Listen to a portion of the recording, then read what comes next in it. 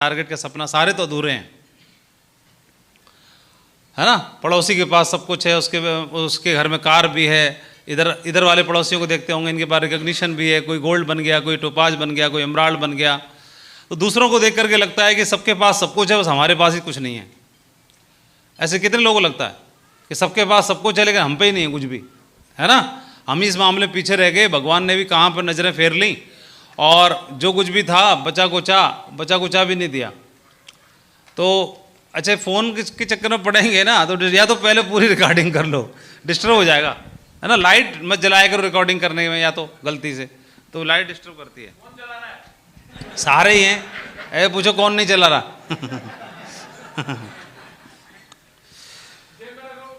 तो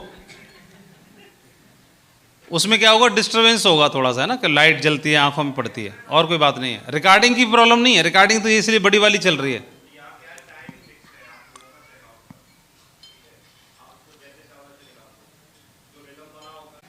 हमें लगता है कि सब कुछ है, सबके पास सब कुछ है, लेकिन हमारे पास ही नहीं है।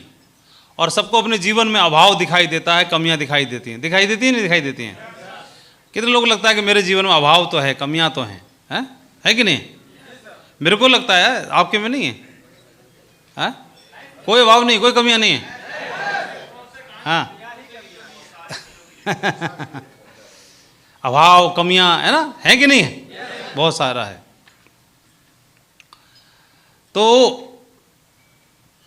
दोनों पहलू रहते हैं समझने के।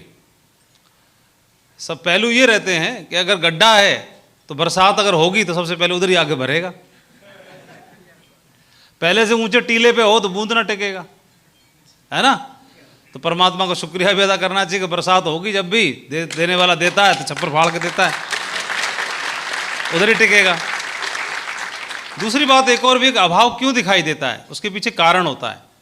अभाव इसलिए दिखाई देता है, कमियां इसलिए दिखाई देती हैं कि जो हमारे पास नहीं है, हम उन्हीं की लिस्ट बनाते हैं, उन्हीं के बारे में रात दिन गिनती करते हैं, चिंता करते हैं कि हमारे पास में ये नहीं है, घर नहीं है, पैसा नहीं है, ये नहीं है, विदेश की यात्रा नहीं है, और मतलब जो भी आपको लगता है, सोना चांदी नहीं है, उतना कैश नहीं है, प्लाट नहीं है, मतलब बड़ा घर नहीं है, खेत 100 बीघा नहीं है, मतलब जो आपको लगता है कि सब कुछ, रिकग्निशन नहीं है, बड़ी टीम नहीं है, और प्यारी लेग में दमदार लीडर नहीं है, जो भी लगता है, तो ये सब चीज़ें लगती हैं। तो क्योंकि हम इन्हीं की लिस्ट बनाते हैं, जो नहीं है उसी की तो लिस्ट बनाते हैं। लेकिन क्या हमने कभी ऐसी लिस्ट बनाई है कि क्या क्या हमारे पास है, जो हमारे पास है? हमने कभी भी उसके बारे में ना सोचा, ना किसी ने सोचने के लिए प्रेरित किया, सोचने के लिए प्रेरित भी नहीं किया। जो हमारे पास है, अगर उसके बारे में भी लिस्ट बनाना शुरू करें तो हमें एहसास होगा कि हम भी कुछ हैं, हम भी कुछ हैं।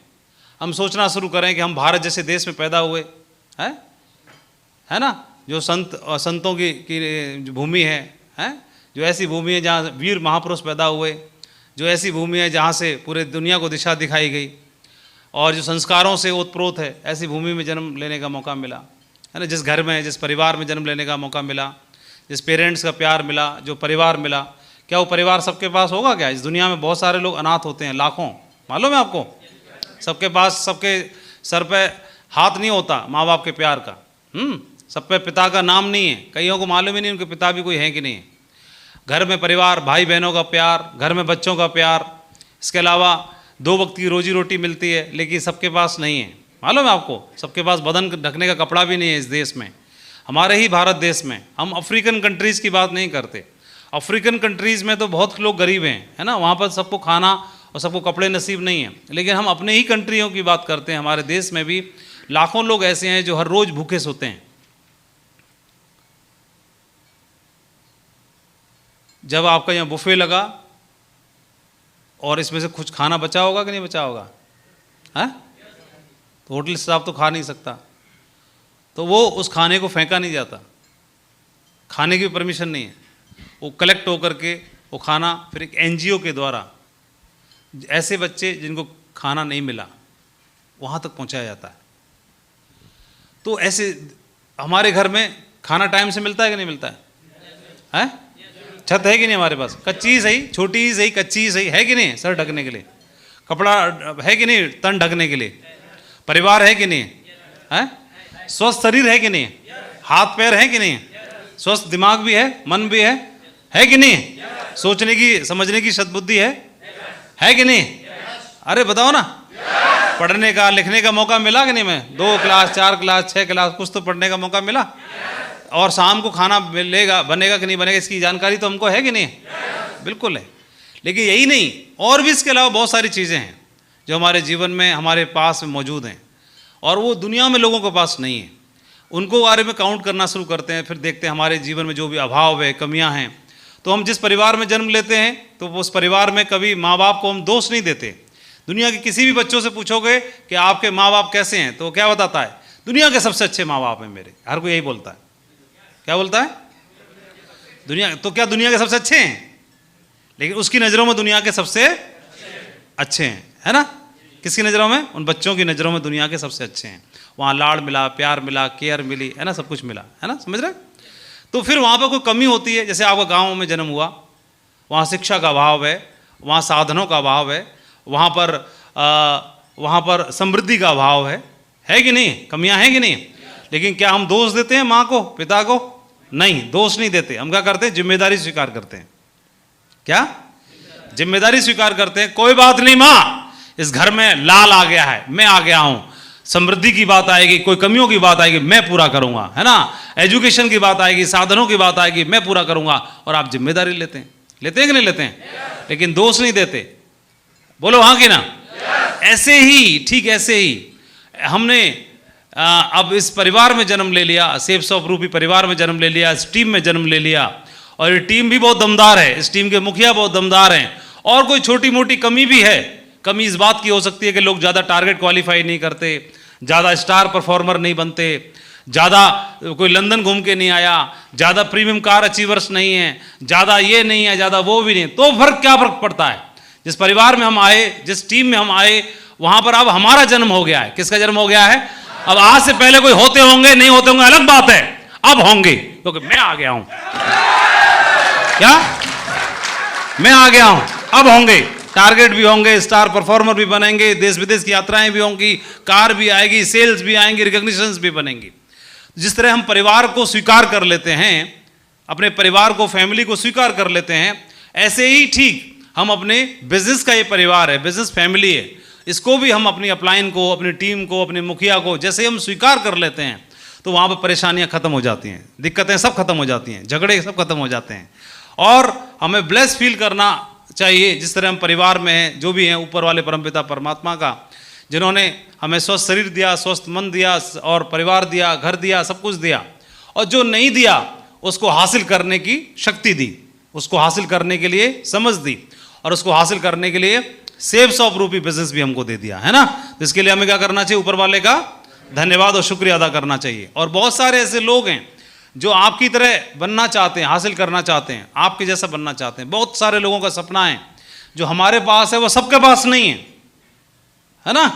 तो हमें परमात्मा का शुक्रिया अदा करना चाहिए। कितने लोग मानते हैं नहीं हम एहसानमंद हैं और हमारे पास बहुत कुछ है, परमात्मा का, परमपिता परमात्मा का शुक्रिया अदा करना चाहिए, है ना। बहुत बढ़िया, ग्रेट। तो शुक्रिया अदा करने के लिए हम हर रोज हमारे मन में वो भाव रहेगा शुक्रिया अदा करने का। तो क्या होगा? एक दिन में 86,400 सेकंड मिलते हैं आपको, लेकिन इसमें से कितने सेकंड आप निकाल पाते हैं उस परमात्मा का, उस सुप्रीम पावर का धन्यवाद करने के लिए? धन्यवाद, ये हाई फ्रीक्वेंसी शब्द ईश्वर का और इस यूनिवर्स का वो प्रिय शब्द है जिसका हर दिन इस्तेमाल आपके जीवन की नकारात्मक एनर्जी को सकारात्मक एनर्जी में बदलकर आपके जीवन की खुशियों को कई गुना बढ़ा देता है, अवसरों के नए दरवाजे खोलता है, और जिन चीज़ों के लिए आप धन्यवाद करते हैं वो चीज़ें आपके जीवन में बढ़ने लगती हैं। चलिए एक गहरी सांस लेते हुए शुरू करते हैं। मैं आज के इस शुभ दिन के लिए उस ईश्वर का और इस ब्रह्मांड का धन्यवाद करता हूँ। धन्यवाद सूर्य के प्रकाश का जो इस धरती को जीवन प्रदान करता है। धन्यवाद माता पिता का जिन्होंने मुझे ये अनमोल जीवन दिया है। धन्यवाद परिवार के हर सदस्य का। धन्यवाद। काउंट करना शुरू करेंगे धन्यवाद देने के लिए, तो क्या होगा? हमारा पूरा शरीर एक एक ऐसी फ्रिक्वेंसी पर रहेगा जो फ्रिक्वेंसी परमात्मा से कनेक्ट होने की फ्रिक्वेंसी होती है ना, डिवाइन ऊर्जा से कनेक्ट होने की फ्रिक्वेंसी होती है। तो हमारा शरीर, अगर हम चाहते हैं कि हम परमात्मा की ऊर्जा से कनेक्ट हो जाए, तो वो ऊर्जा को क्या करना है, अपने अंदर से ग्रेटफुल होने की, कृतज्ञता का भाव अंदर से जब पैदा होता है तो हम उतने ज़्यादा परमात्मा के या दिव्य शक्तियों के नज़दीक पहुँचते हैं। तो हमें हमारे शरीर में, हमारे मन में, हमारे रोम रोम में ग्रेटफुल रहें हर चीज़ के लिए, अपलाइन के लिए, डाउनलाइन के लिए, परिवार के लिए, पेरेंट्स के लिए, समाज के लिए, प्रकृति के लिए, भोजन के लिए, हर चीज़ के लिए जो हमारे पास मौजूद है। तो क्या होगा, हमें फिर कंप्लेंट को जो है होती है हमेशा दूसरों से, अपलाइन से, डाउनलाइन से, परिवार से, परिवारीजनों से, दूसरों से, वह ख़त्म होना शुरू हो जाएगी, है ना। और हमें क्या होगा, हमारा शरीर हाई फ्रिक्वेंसी पर रहेगा हमेशा। हाई फ्रिक्वेंसी हमारे अंदर पॉजिटिव और बहुत ज़्यादा ज़बरदस्त बनेगा, और हमारे संपर्क में जो लोग आएंगे वो भी पॉजिटिव होंगे, हील होंगे। तो हमें क्या करना है, हमेशा छोटी छोटी चीज़ों के लिए हमें क्या करना है, ग्रेटफुल रहना है।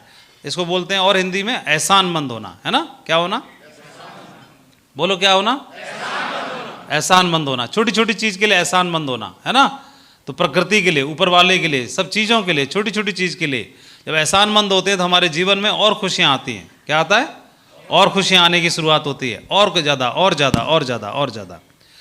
और इस तरह से इसको और ऐसे समझते हैं, जैसे मान के चलिए आपके दो मित्र हैं, है ना, दो मित्र हैं। पहला मित्र ऐसा है आपका कि जिसने आपके साथ में खूब लंबा आपका समय गुजरा, आपका कई सालों का पुराना आपका संबंध है, और एक दूसरे की ज़रूरत के समय पर आपकी मदद भी की उन्होंने, पैसे से, सेहत के लिए, दवाई से, और फिजिकली रूप से भी हर तरह से मदद की।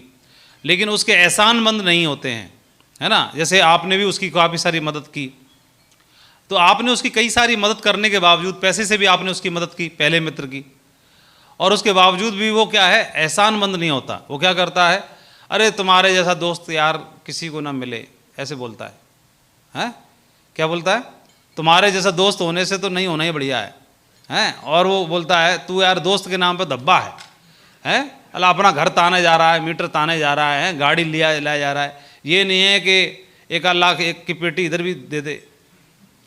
तो आपने बोला नहीं दी तो थी पिछली, अरे दी थी तो कौन सा एहसान कर दिया है, एहसान कौन सा कर दिया। तो फिर क्या लगेगा, नहीं एहसान की बात नहीं है, लेकिन तुमने तो वापस भी नहीं की। अरे वापस नहीं की तो क्या हो गया है, इसमें कौन सी आफत आ गई।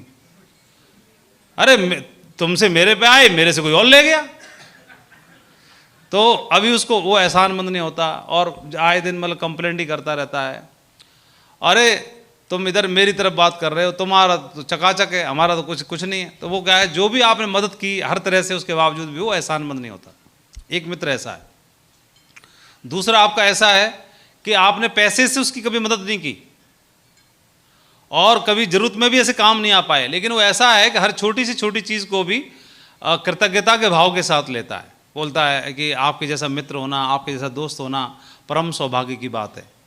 मेरे बच्चों के लिए एक तो मैं था ही, परमात्मा ने दूसरा पिता के रूप में आपको भी दे दिया है, चाचा के रूप में, अंकल के रूप में, और ऐसा मित्र होना मतलब परम सौभाग्य की बात है। इससे और परमात्मा का कितना शुक्रिया अदा करूं कि भाई तुम्हारे जैसी धन दौलत मेरे पास बेशकीमती है, जिसकी वजह से मेरा सीना चौड़ा रहता है कि मेरा एक ऐसा दोस्त है इस पर आँख बंद करके भरोसा कर सकता हूँ, मेरा ऐसा सच्चा साथी है। और तो वो ऐसे बात करता है, वो बोलता है कि भाई मैं परमात्मा का जितना शुक्रिया अदा कर सकूँ उतना ही कम है। तो वो उल्टा आपके लिए काम करने की कोशिश करता है, आपके काम आने की कोशिश करने की कोशिश करता है। तो अब ऐसे आपके दो मित्र हैं, एक पहला वाला, एक दूसरा वाला। तो अब आप ज़्यादा समय किसके साथ बिताना चाहोगे, पहले वाले के साथ कि दूसरे वाले के साथ? संबंध ज़्यादा किसके साथ बनाना चाहोगे, पहले वाले के साथ कि दूसरे वाले के साथ? क्या बोला आपने, पहला कि दूसरा? सारे लोग? दूसरे वाले कितने लोग, हाथ खड़ा करना। सारे दूसरे वाले हैं, वेरी गुड, ग्रेट।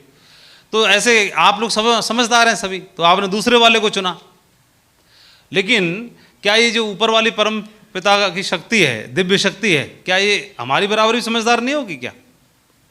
ऐसे पूछना चाह रहा हूँ, हमारे से कम है क्या है?